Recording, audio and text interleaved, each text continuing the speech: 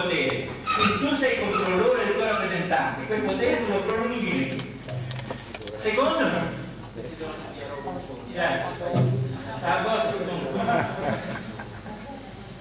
ma questa cosa qui è stupida, ma vedete che funziona, nel senso che è tempo degli altri e benissimo, ok, è un modo di gestire le cose.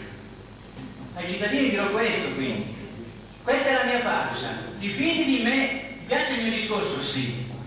Ti fidi di me? Sì. Allora raccolgo la tua firma, andrò al congresso dicendo: questo cittadino è pronto a firmare per una lista elettorale così ed è pronto a votarci così.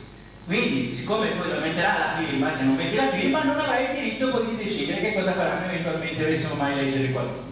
Questa è la cosa fondamentale, la base minima. Poi io personalmente dirò anche a loro, dico a voi, propongo che non soltanto partecipino della decisione comune, della gestione di questo potere rispetto al rappresentante eletto coloro i quali hanno firmato, che si vede, ma anche coloro i quali che prima delle elezioni dichiarano pubblicamente che voteranno per questa lista, anche se poi magari non può essere che non lo faranno, ma già il dichiararlo è un sostegno politico, è una forza che ci danno e quindi secondo me è giusto farlo anche per ampliare la rappresentanza. Per cui ribadisco e finisco qua, fra 2 mesi, la mia proposta è questa: prendiamo questa decisione, fra 2 mesi di ritrovarci qui con una serie di deleghe democratiche e dirette chieste ai cittadini.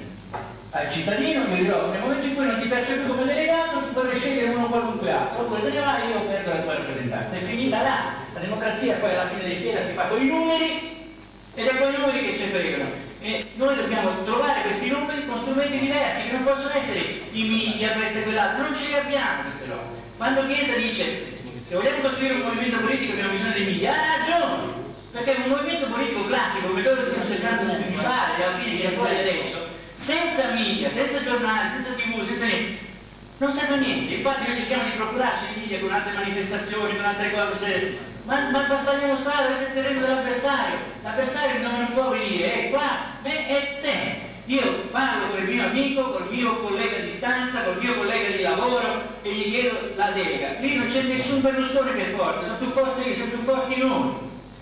O siamo capaci di fare questo o non abbiamo, secondo me, alcuna speranza. E chiudo qua.